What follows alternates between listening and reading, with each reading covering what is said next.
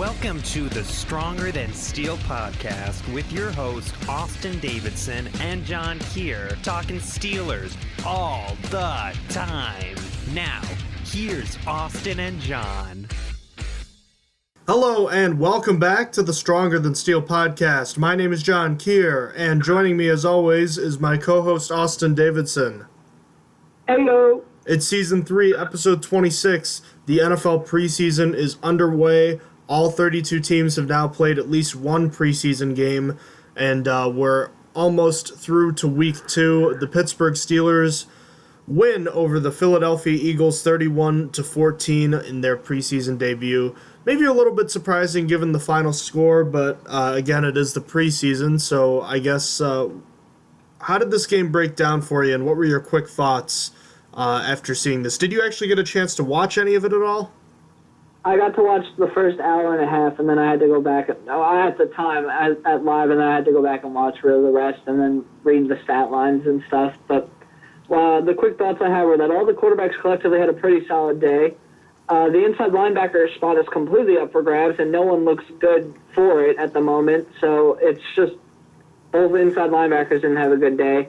And then I was a bit disappointed to not see any Quadri Henderson or Cameron Sutton on special teams. I thought it was a little sad. I mean, Quadri Henderson was actually out there and just didn't. He had technically one return that went for no yards, but I was just sad not to see anything. What were your quick thoughts on the game? I'm in pretty much the same boat as you regarding the quarterbacks. They all looked pretty solid. They weren't great, but they were good. Dobbs probably played the best game of his brief NFL career. And Mason Rudolph was solid, but he also had some hiccups, which I think were to be expected, particularly when it comes to ball control, which is something that he's going to need to correct in the future. The starters on defense were pretty disappointing. John Bostic and Morgan Burnett in particular started off with a couple of missed tackles, which was kind of interesting because they were the guys that were brought in to correct the sort of missed tackling problems. But the real disappointments were Tyler Matakevich and actually Javon Hargrave in my mind, who for some reason was playing late into the third quarter, but I believe there's a reason for that, and I'll get into more of that later. Damone Patterson is still a long shot to make the team, but he was probably the best player, at least as far as the stat line goes, on Thursday night. He vaulted himself into the conversation to make the team with his performance on Thursday. The Steelers' defense, they came up with 3 turnovers. I'm not going to knock them for getting the turnovers, but the interceptions at least were gift-wrapped to them by a third-string quarterback. And another thing to check out, statistically speaking, Matt Weil, the backup punter, had a better day punting than Jordan Berry, but one of Berry's punts was as good as it could have been. It literally went to the 1-yard line where it was down by Marcus Tucker, so he should not be penalized for having a great punt there. As far as the injuries go, a few guys that did not play included TJ Watt, Vance McDonald, Bud Dupree. It's expected that those guys aren't going to be participating in the next preseason game, especially McDonald. Mike Tomlin hasn't been talking a lot about him, and that's very concerning, given this is pretty much a make-or-break year, and the Steelers, since Heath Miller retired, I mean, Jesse James has been there constantly, and that's been very good. Props to him for being able to stay healthy. But the guy the Steelers have had, whether it be Ladarius Green or McDonald, just have not been able to stay healthy. You really hope that he can get at least one preseason game in, because you remember how slow it took him to finally get into the offense last year. It felt like it took almost half the year, didn't it? Yeah, it really did. Really long time for him to get involved. Beyond that, a few other injuries we saw from the game. Marcus Allen, Xavier Grimble, and Ola Adeniyi were all seemed to be nicked up after the game. And another injury was B.J. Finney. He went down with what Mike Tomlin said was a quad contusion. It looked pretty bad at the time, but he did return later, and so it wasn't that serious. But at the same time, why was he out there that late in the game? The offensive line depth could really be tested if he has to leave as well. So that's something to keep your eyes on, but it looks like he's okay. I guess nothing too major, though, so I guess if you're talking about dodging a bullet, the Steelers probably did this week, which means they have 3 more preseason games to go before you get into the games that really matter. There's still a lot to be discussed, though, regarding this game. So I guess what did you see from the offense? They put up 31 points as a unit, but as is the case with the preseason game, especially the first one, I think this is probably more about individual effort. So who stood out for you on offense? Well, as I said earlier, the quarterbacks all had a solid day. Lance Jones had the best day of the 3, going 4 for 4 with a touchdown on the few snaps that he got. But following him, I actually think Josh Dobbs was better than Mason Rudolph, despite throwing an interception, and here's why. Dobbs had a better completion percentage on more attempts, even if you count that drop by the receiver on Rudolph's first pass, which I think was Tevin Jones, but I actually can't remember, and I didn't write it down. I was supposed to get it. But the completion percentage is still higher for Dobbs, even if you count that as a catch. Then Rudolph fumbled twice, which luckily didn't turn out as bad as it could have been since both were recovered by the Steelers, but it could have been way worse than Dobbs' lone interception. And then finally, Dobbs ripped off a solid 18-yard rush, which was a big play for the team at the time. But that's not to say Rudolph did bad, though. I just think that he was the worst of a solid situation on this day. But he still had a decent completion percentage and showed poise in the pocket when he wasn't. Moving on from quarterback, something that concerned me that I wanted to talk about was what Fletcher Cox did to the offensive line. And you might say it's only preseason, and Cox is Pro Bowl caliber. Of course he's going to destroy backup scrubs, but that's the problem. He didn't destroy backup scrubs. I watched him destroy David DeCastro on his first sack of the game, which really had me concerned, but I'm hoping it was just rust. Anyhow, as for the rest of the offensive line, as a whole, they didn't play too good. They gave up 4 sacks and 5 other tackles for a loss, which isn't great, but as I said in the preview episode, the Eagles' depth at pass rusher and defensive line was just so deep, so it could have been even worse. Now, what I was most excited about talking about is wide receiver play. I told you guys that Damone Patterson's stock was up in the preview episode. Well, I hope you bought in because it just skyrocketed. He had 6 catches on 10 targets for 77 yards with a great touchdown grab. It also, that touchdown grab was on the NFL top 15 for the preseason, and it actually made number 1 of the week. So if he could do that again in the next game, like that stat line, not that catch, I'm willing to put money down he'll make the roster, and should. He's already showed more promise to me as a receiver than Justin Hunter has, so I'm going to be really salty if Hunter makes it, but Patterson doesn't, if Patterson could keep that up. Speaking about Hunter, though, Hunter only played 8 snaps, and I don't really know how to look into that. Hunter really seems like he's just going to make the team. That being said, it's just the Steelers have full confidence in him. That's what 8 snaps means to me. If you're getting 8 snaps in preseason, it means you're a starter. It means you're going to be on the team, to me, because I feel like Justin Hunter was a guy that I'd want to see more snaps from, because I'm like, all right, well, now we saw what Patterson did. Now we need to put him up against Hunter and these other guys and see do we really want to keep Hunter when Hunter hasn't really shown anything.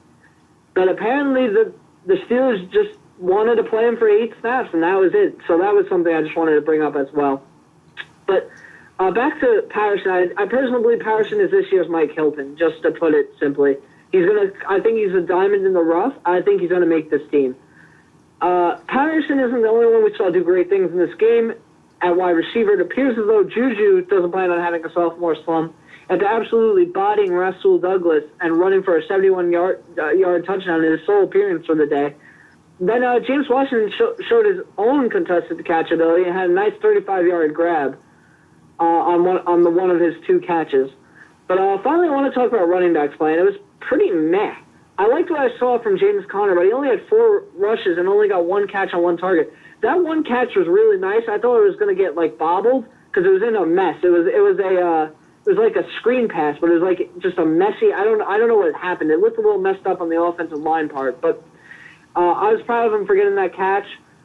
I wanted to see more out of him, but I understand that they rested him more and want to see the other guys that might not make the team. But on a bad note, though, his pass protection definitely still needs work. He failed to pick up a guy more than once, and it was partially his fault for one of the sacks, so he definitely needs to still improve there.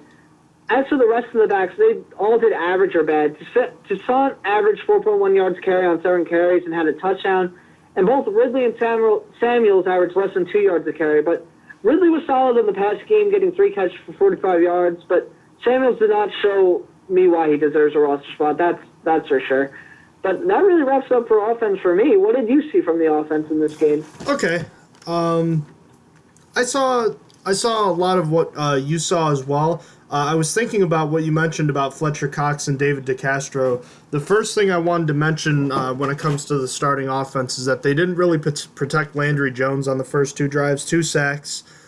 And on that one with Fletcher Cox, I don't know if you have seen the play since, but go back and look at it. Chooks doesn't really do anything on the play, and he's right next to DeCastro.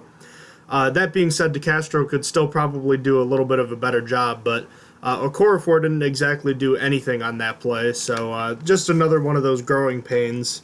And I wouldn't read too much into it, but it's, it could just be another example of how great Fletcher Cox is, that he's manhandling an all-pro on that play. Beyond that, the starting offense really wasn't great. They didn't have a lot of great plays, but they had a few plays. It was really only 3 drives, so they had a couple nice screen plays, a few nice runs by Connor, and obviously the big long play to Juju. I think he's fine. I don't know if you've been listening or paying any attention to what's been going on in the Pittsburgh sports media, Austin, but there's a lot that's been made about him maybe getting a little too, I don't even know if diva-ish is the right word, but maybe like a lack of focus, or that he's too focused on being, quote, lit instead of being a good football player. And some people in the Pittsburgh sports media seem to be believing that he is poised for a sophomore slump. And I know it's too early to say if his season is going to be that way, but that one play that he had seemed indicative of the opposite, that he's going to have another good year. So I don't know if you saw any of that or listened to any of that. I did, actually. I didn't really see it until late, though. Like, I didn't see any reports that he was sluggish at training camp or that he was doing really poorly or anything. I saw he had one bad day out of, 9. One bad day out of 9, and people started saying that. And I didn't really get it. I don't know. I didn't see many reports until late, until after that one practice where he didn't have a great day, but I think he's fine. I can tell you the narrative started a while ago. It started early in the summer, if not earlier than that, and that practice is what kind of blew it up, if you will. So that's just another thing that's potentially being blown up, and time will tell if that's the case. But I mean, if his play on the field has been any indication over the past year plus, it's not a problem. So once it becomes a problem on the field, I'll buy into it. But as far as I'm concerned right now, it's just talk. Besides Smith-Schuster, Landry Jones, he had that touchdown pass on another hard count, something which we've seen Ben Roethlisberger do. It's nice to see that that's something that's in Jones's repertoire, and obviously it's something that could come in handy if he has to step in, since he's obviously not as talented as Ben Roethlisberger is. It's nice knowing that your backup has the ability to draw a defense off sides with something like that. That's a veteran kind of move, and it just leads me to believe that Jones is the number 2 quarterback, and there's no reason to believe that's going to change, and if it does, it's going to be very late this year. He's certainly going to be the backup quarterback for most of, if not all of this season. Besides that early play with Okorafor, I feel like he played a bit better than we could have expected. It seems like he's come a long way, according to reports, from where he first was when he was drafted. But obviously, he still has a long way to go. But his technique has improved, and there's a lot of upside. So that's very good to see. Especially with the Hawkins injury, this draft pick is not looking as bad as it was when it was first made. But, we still haven't seen him in regular season action yet. But so far, so good for Okorafor. I'm going to disagree with you a bit on the running backs, at least to a certain degree. I thought they looked good, and you did say Connor looked good. I did think he looked pretty good. You're right, the pass protection is something that needs to improve a bit there. He's definitely better than he was, but he still needs to get better at it.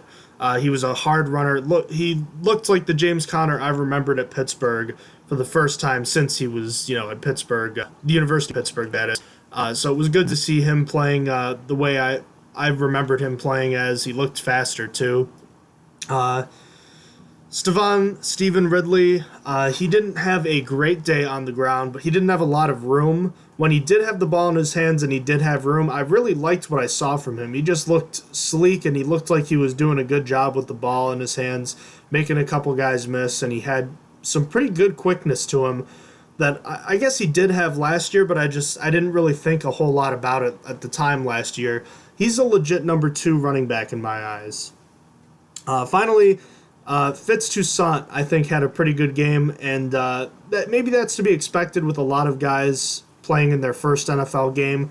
He already knows what it's like. He started a playoff game in the past, and he had a very nice touchdown run that showed elusiveness and patience, and I think that bodes well for him. The Steelers have a deep running back group, and they haven't had that for a while, and I think there's a legitimate case to be made that they could keep 4 halfbacks this year, but I'll get into more of that later. Samuels, he didn't look good, but I will say that he was getting garbage time carries when both teams were just trying to run out the clock and he was facing a 9-man box. It felt like 15 guys were in the box with the Steelers' third-team offensive line, too. So he didn't get much of a chance, but he's also not getting much of a chance because the Steelers' coaches wanted to see other guys, too. So I won't read a ton into his statistics because he didn't have much of a chance, but at the same time, there's a reason he didn't get much of a chance either. I already talked about B.J. Finney playing more than he should have and getting hurt. I will say that Josh Dobbs did have probably his best game as a pro. He still had some throws that he shouldn't have made, including his interception. Was not a very good decision. You'll see growing pains like that, but I don't think you have to read into it a ton, but he's still not perfect yet, as you probably would expect. One play that was perfect, though, was his touchdown pass to Patterson, which was I don't know, Austin. I originally thought the catch was better than the throw, but I kind of think the throw might be better, too, just because I don't know if Josh Dobbs could ever make a better throw than that, at least this preseason. I agree. I honestly, when I saw that throw, it was a rocket. Like, when I looked at Dobbs coming out, that's what I saw he had was he was inaccurate, but he had an arm. What I saw in that play was I saw his arm, and I saw some accuracy in that. He threw that right where Patterson could catch it and wouldn't get intercepted. And I was actually kind of proud of him. I shed a tear because I always talk smack about Dobbs, how it was a messed up pick and how it's still a messed up pick, but it was a pretty good throw from him. I mean, he didn't have, amazing throws all day. He threw it short a lot all day, but I was still proud of him for that one. That was an NFL caliber touchdown pass. Let's leave it at that. There you go, exactly. Wide receiver Tevin Jones had a tough drop at receiver. I think he's going to have a tough time making the team. I don't know. I know you're not a huge college football fan, but I think you picked up on this when I tweeted it.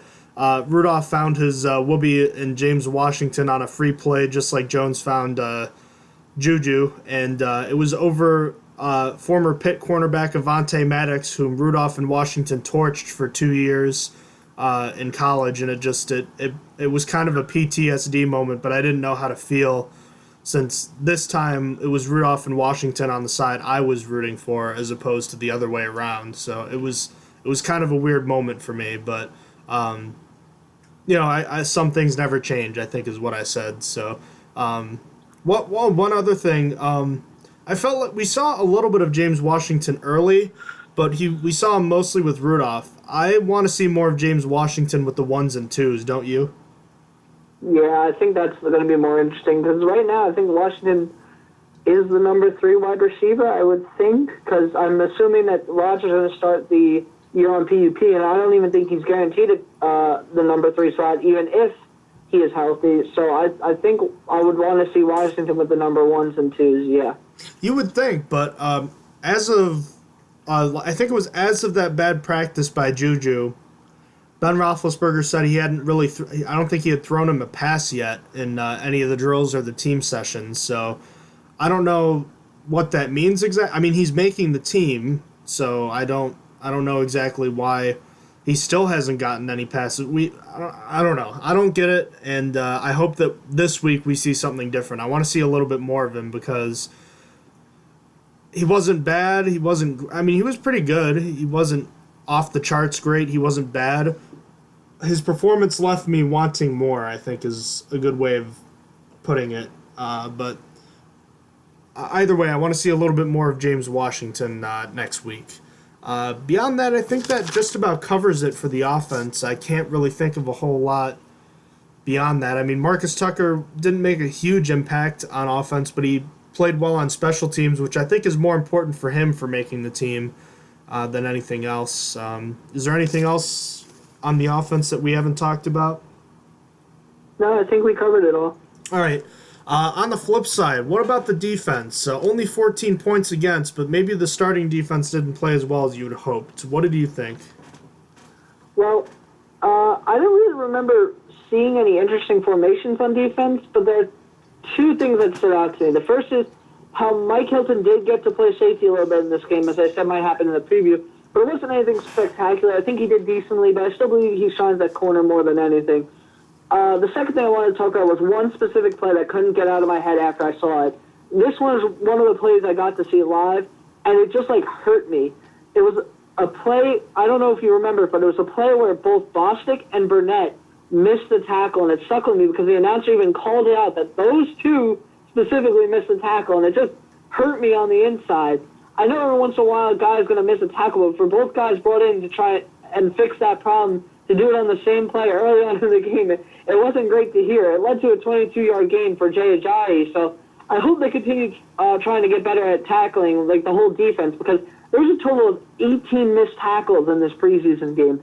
That's a lot. That's a lot of missed tackles, and it's just bad. It's not looking good. It's really not looking like the defense improved, and I know this is Overreaction Tuesday. Today is Overreaction Tuesday. This is probably going to be Overreaction Wednesday when you hear it, but this might be Keith Butler's final year as a coach of the Steelers. If that leaks over into regular season, the 18 missed tackles in preseason, I know these guys are like backups and stuff, but Keith Butler isn't lasting past this year, and I wouldn't want him to. He's had enough talent drafted for him, enough stuff drafted for him. He's been given the guys like Morgan Burnett and Bostic. It's just, that would be done for him. But that rant is over because it's Overreaction Tuesday and it was just a preseason game. But anyhow, for the rest of the defense, I honestly don't have much to say. Overall, they had a solid day holding the Eagles to 14 points, getting 2 interceptions, 2 sacks, and 5 other tackles for a loss, and a fumble recovery by Keon Adams. So as a whole, not a terrible day. But to be honest with you, Schoenfeld and Callahan both didn't seem too good. So I'm not sure whether the defense really played well or the offense played poorly. It's probably a mixture of both, so that's what I'm really going to go with. I'm going to go with a mixture. The defense did okay, and then the offense on the other side did not so okay. So that's really all I have to say about defense. What do you have to say? All right. I was thinking about the long run you were talking about the moment you said it. Yeah, I remember the play where Bostic and Burnett missed a tackle. Also on that play, it's worth mentioning Artie Burns also missed a tackle, so 3 of the 18 missed tackles occurred on that one play, so you're talking 1/6 of the missed tackles on one play. That's not good. I felt like the missed tackles kind of went away the later in the game you got, which is kind of counterintuitive from what you would expect. I will say that Burnett and Bostic did get better throughout the game. They didn't play much, but they did play a little bit better. Specifically on that drive, Burnett and Bostic had a couple tackles where they blew up the play in the backfield. So that was a little more encouraging, and they weren't great. Let's leave it at that. They were not great, but they were okay, and that's okay to start off okay, as long as you make sure you make some progression in the future. A couple players who did not do well, stood out in a bad way, I mentioned his name earlier, was Javon Hargrave and also Stephon Tuitt. They both got blown off the line by the Eagles' starting offensive line. With Tuitt, I'm not as worried about just because this is the first time he's played in an actual game since being healthy. He missed a lot of time last year, and he was not healthy at all season besides the first couple plays. So I'll give him a free pass on this one, but I want to see more next week. The guy I'm really concerned about is Hargrave. Hargrave is just, he looked slow. His hands were just not up to speed from the few plays I remember seeing compared to the center he was up against. And it was concerning to me. And he there's a reason he stayed out until the third quarter, because the coaches wanted him to get some good reps because his early reps were not good. So that's something to be concerned about going forward. You want to keep an eye on that, monitor that going forward. Another player that had a rough game, Tyler Medikevich. We talked about him already, but Austin, I just think he's a liability on defense. He's just too limited athletically to be a starter alongside Vince Williams. We said this before, if he is the guy replacing Vince Williams next to an athletic guy like a Ryan Shazier or someone that's not as good but still athletic like Shazier, that's okay. You can live with that. He's a two-down linebacker. They still exist even though they have reduced roles in the NFL.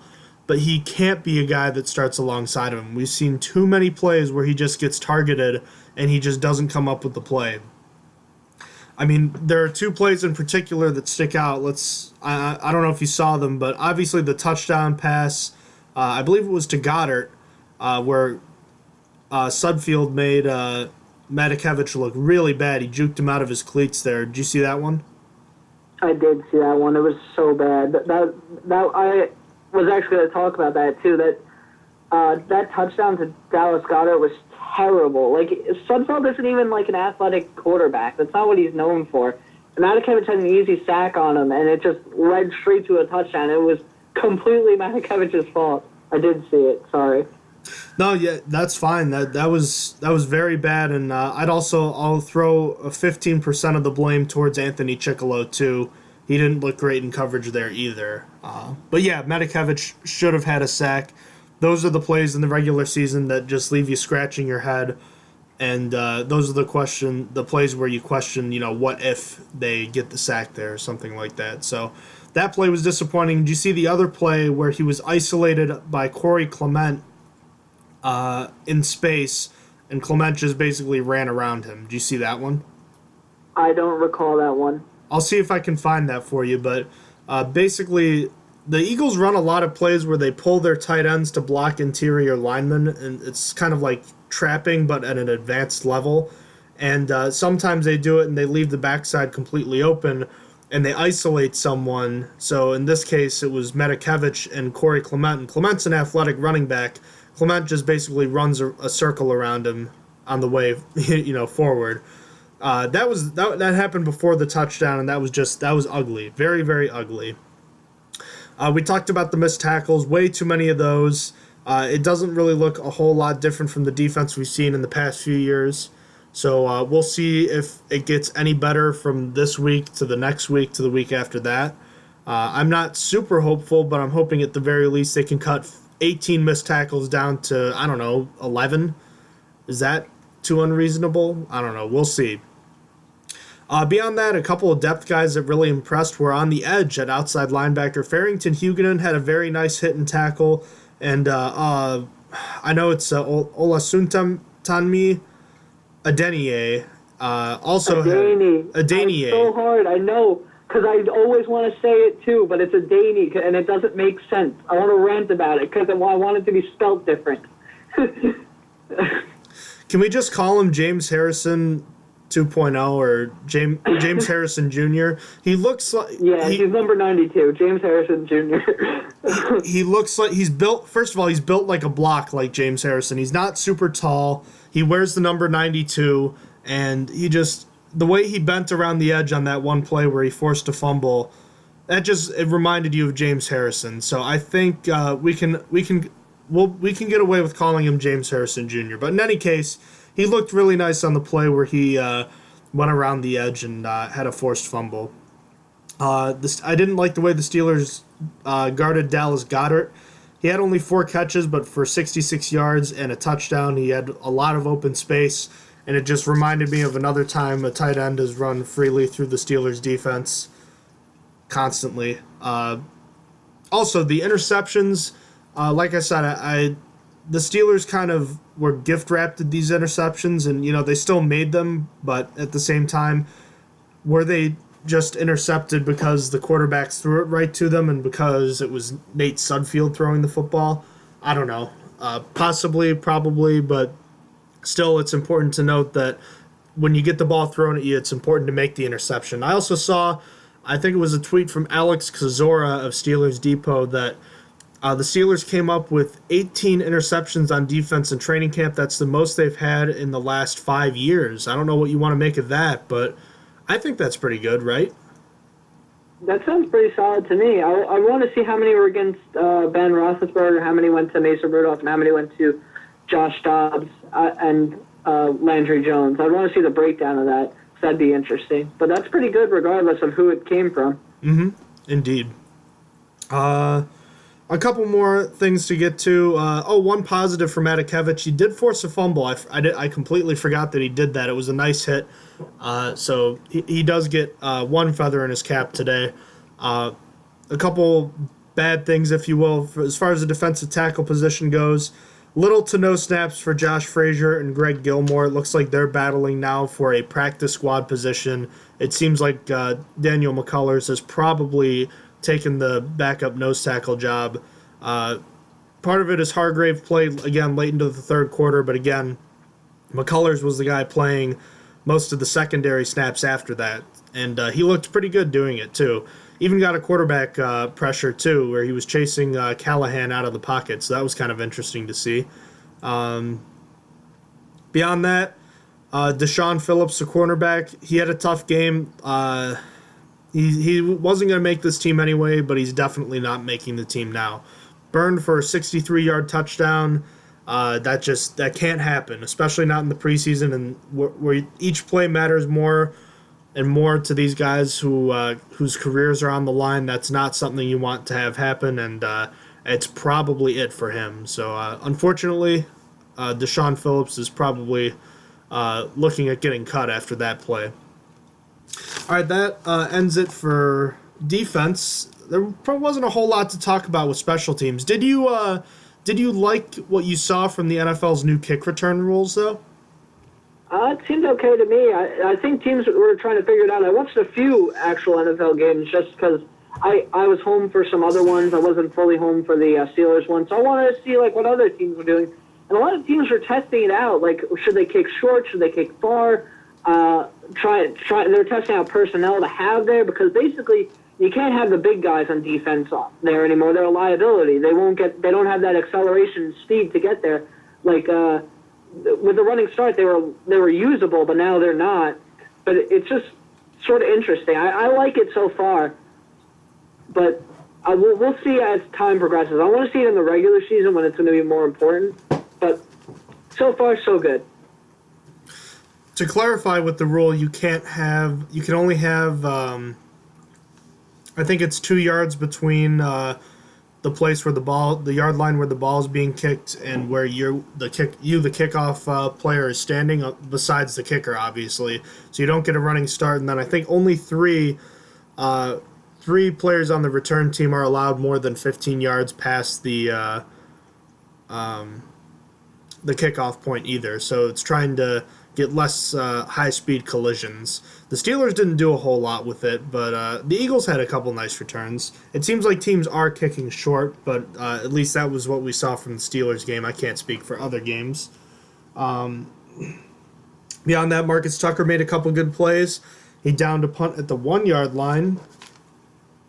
There were a few head-scratching penalties, which I guess shouldn't be too surprising given the nature that it is the preseason. A lot of these guys are new to special teams or are just, not used to it. It's hard to implement special teams as a scheme when you've got guys filtering in and out because these are bottom of the roster guys as opposed to the offense and defense that have their main guys usually. And business as usual for the Boz. Not too much to report there. Was there anything else from the special teams aspect that you saw that you felt worthy of noting? Nope, nothing else that you didn't already mention. You said at the beginning of the podcast that Matt Weil actually had a higher average punt than Berry, but Marcus Tucker helped Berry on getting a 1 yard, a punt inside the 1 yard line that actually got even worse because the Eagles got a penalty on that play, bringing it in half a yard. So not really anything else to add. Alrighty, with that, I think that covers everything from the game. The only other thing I wanted to talk about, maybe we overblew the NFL's helmet rule. You were the one that watched more NFL games than I did this week, so you can tell me how it broke down in other games maybe, but in this game, the helmet rule was only called one time, and to be honest with you, I think that would have been a penalty last year too, so not as noticeable as I thought it was going to be. Yeah, there was only one really bad call, and I forget which game it was, because I didn't actually watch that game, but I saw it on Twitter, and everyone was freaking out about it. It was one specific play where it was a really good tackle. It was a really just textbook tackle, and it got called for that when it wasn't. It was a good tackle. But other than that, it seemed not that bad, like, this entire weekend. I watched the Broncos game last night, Broncos-Vikings. I watched the Lions Raiders the other night, and it wasn't really that bad. It wasn't a penalty I really noticed. So I think it was overblown, like many thought. But I mean, I'm still seeing tweets that are like, yeah, it needs to be fixed immediately. It needs to be fixed. I'm like, I don't really think it's that terrible yet. Like, maybe if it gets to the regular season, it'll get worse, but that usually doesn't happen. Usually it gets more okay in regular season. I think we talked about that like last podcast, where the flags don't get thrown as often into the regular season, but I guess that's just me. Yeah, I really didn't think it was all that bad, but again, small sample size. Let's see how it goes, a week from now, 2 weeks from now. Also, former Steelers safety Shamarko Thomas, the first player to ever be ejected through this rule. I don't know if you saw that play. Did you see that? I did see that play. I honestly didn't really see him being like that at fault for it. It was more accidental than anything. The guy was falling while trying to get the catch, and Shamarko Thomas unfortunately was right where his head was. It was like just perfect positioning to hit a head-to-head contact. But I mean, I guess if that was another one that kind of. That I could see why people are saying the rule kind of sucks, because I didn't really think that it wasn't like intentional in my eyes. It didn't look like there was intent, but I guess refs saw intent, or it was just too hard of a hit. I don't know. I think as long as he lowers the head, it can be a penalty. I don't believe intent is involved there. I don't know. He was released. I don't know if you saw, he was released over the weekend. He is reportedly going to sign with the Denver Broncos. Oh, cool. I did not actually see that. Yeah, it's on Twitter, so it's not official yet, though. But just wanted to make that note. So I guess now that we've covered the game, let's talk about who impressed and disappointed you this week. We talked a little bit about some of the guys, but who really stood out in a good and bad way for you? Let's start with the positive in this aspect. Who were the players that impressed you? Well, I got two, and the first one is pretty obvious for everyone. It's Damone Patterson. He led the team in receiving yards and receptions, and just really had a big game. There was no one who impressed me more than he did, because he actually played a lot more than normal for like a preseason game. Usually, players don't play enough to get that amount of to rack up that amount of yards and such, but he did pretty good. The second one is actually kind of a sleeper guy that I don't really see many people talking about, but I was mostly impressed because that he contributed anything, and that's Keith Kelsey. I didn't think he would really show up on the stat sheet. I didn't really think I was going to see his name, but he got 4 tackles, and that honestly, I mean, they weren't anything spectacular. It's more that he impressed me because my expectations were 0, and he got 4. That's really, it's not like super impressive, but I wanted to put him there and mention his name because I haven't heard anyone talking about him. But that's who impressed me. Who impressed you? I had 4 players that impressed me. 2 from offense and one in a group on offense and 2 on defense. Starting off with Joshua Dobbs. Yeah, he wasn't great. He had a bad interception and a few other bad throws, but he was definitely better in this game than he was all of last year. Austin and I both agreed last year that if Dobbs was going to make it in the NFL, it was going to have to be this year that we saw some improvement from him. This was going to be the year he was going to prove that he had a chance. That throw to Patterson, we already said it. We didn't know that he had it in him. He stepped up into the pocket, delivered a strike where only his guy could catch it, and I'm happy to see that he could do that. Obviously, he's in a tough spot here, but he is a winner today. Second is Olasunkami Adeni. It may have only been one play, and it may have come against someone that just started playing football after being a former rugby star in Jordan Mailata, but Adeni showed real potential as a pass rusher on the edge, something we haven't seen from a depth player in a long time. He may not make the active roster, but he definitely gave himself a shot with a play like that. Next, I have the trio of James Conner, Stephen Ridley, and Fitzgerald Toussaint. This game helped quell some of my fears at the running back position. Obviously, Lev Bell is the guy, and he's going to get most of the playing time, but I think it's clear James Conner has progressed well from year 1 to year 2, and Stephen Ridley looks like a capable number 2 running back, even though he wasn't that efficient on the ground on Thursday. He looked good in space, and Fitz Toussaint had a really nice touchdown, and he's obviously a good special teams contributor. The running back position is a lot deeper this year than it has been in a long time, and I'm very happy to hear that. Last is LJ Ford. He didn't make a ton of splash plays, but he did make some plays, and he showed me the athleticism that we already knew he had. It made me wonder again why Ford didn't get a shot at more defensive playing time when Shazier got hurt last year. I wonder if he really would have been that much worse than Sean Spence. I really don't think he would have been, but then again, hindsight is also 2020. On the flip side, Austin, there were some losers in this game. Who are your losers? Well, to start it off, I have two. I really have two that are obvious. Well, the first one is Tyler Matakevich. On that Eagles touchdown to Dallas Goedert, he had an easy sack waiting for him, and he just couldn't get it done. And it's not just that one play. That's just the one that stuck out of my mind because it directly led to a touchdown. Matakevich overall just did not have a good game. He does not have the athleticism to replace Shazier, as you said. And that leads me to number 2, which is John Bostic.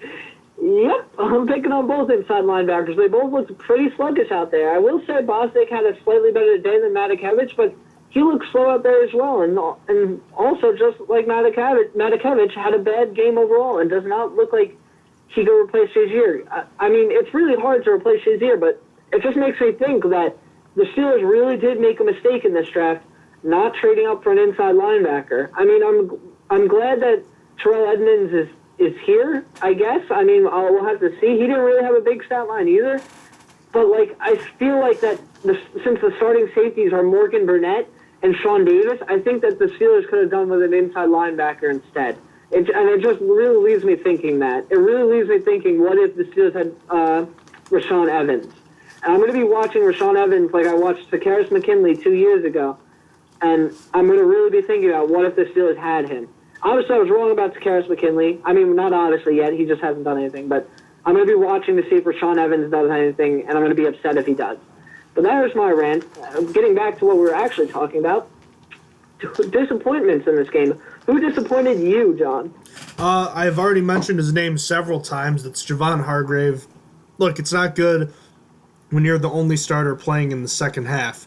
He didn't look good against the other starters for the Eagles, and I'm speculating, but I believe the coaches wanted more good reps from him because he didn't have any early on. So that's something you want to monitor going forward. Keon Adams is another one. I know he was playing in his first game since returning from injury almost a year ago.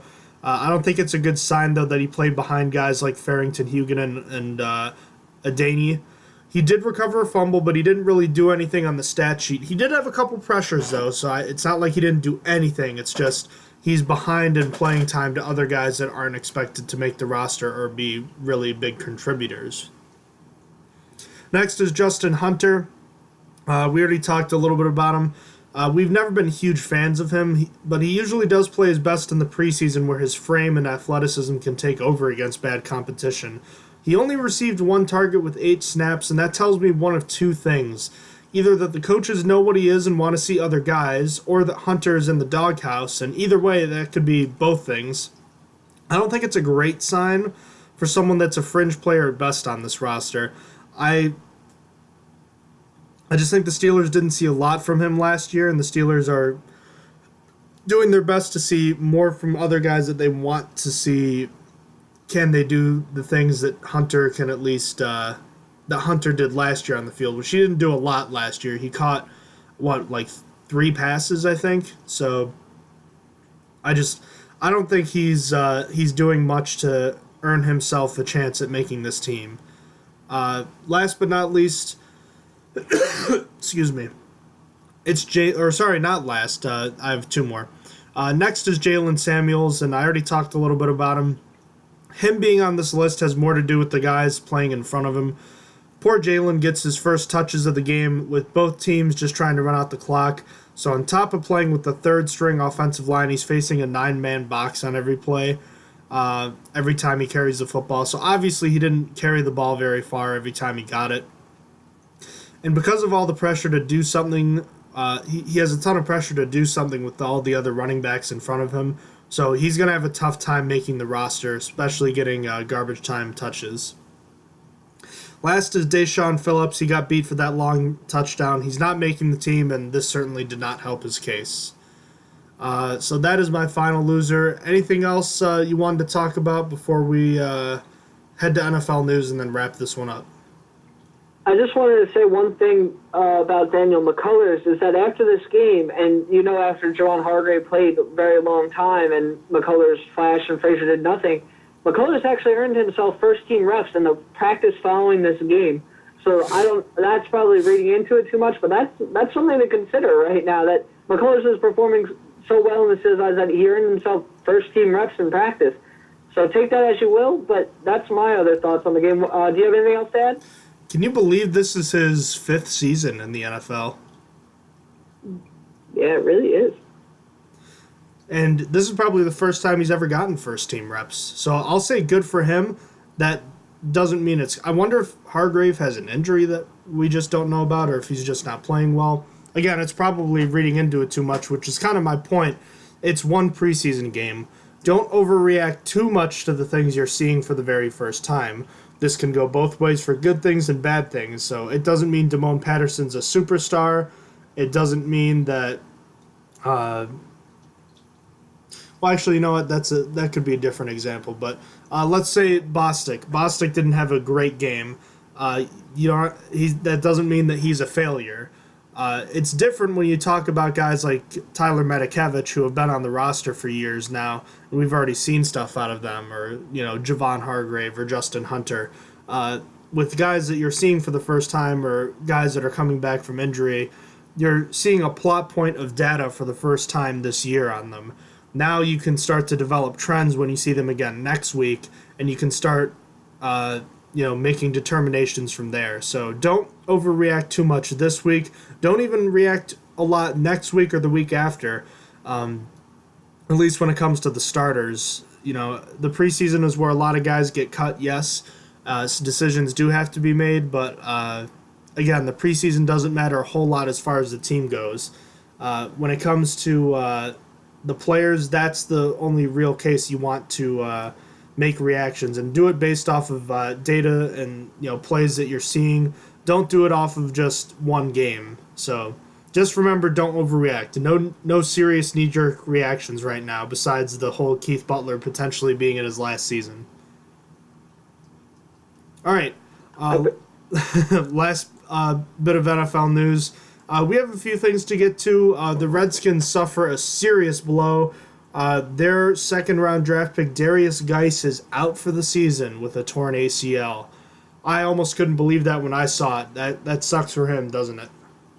It really does. I mean, I actually like Samaje Perine, so I'm not too broken up about it. But they apparently do not like Samaje Perine, who was one of their draft picks from last year, by the way.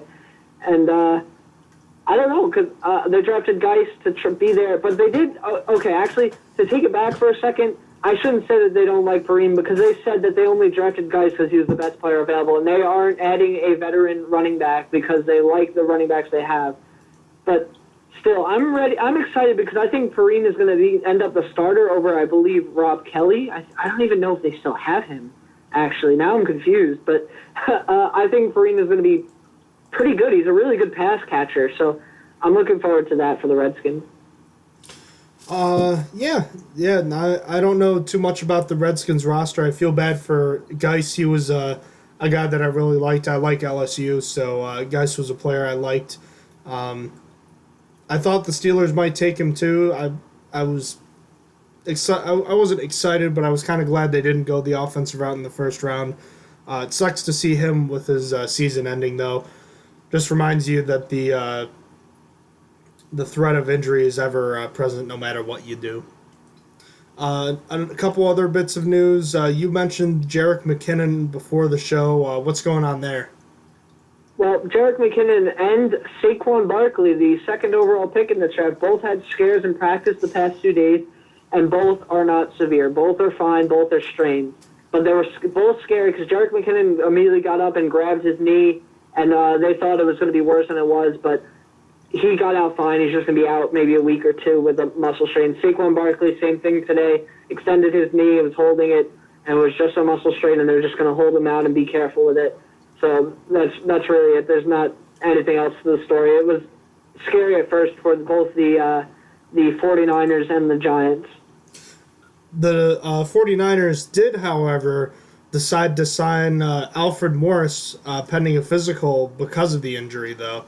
So I don't know what that tells you about that exactly, but Alfred Morris will have his third NFL team. I've always liked Alfred Morris. I don't know about you.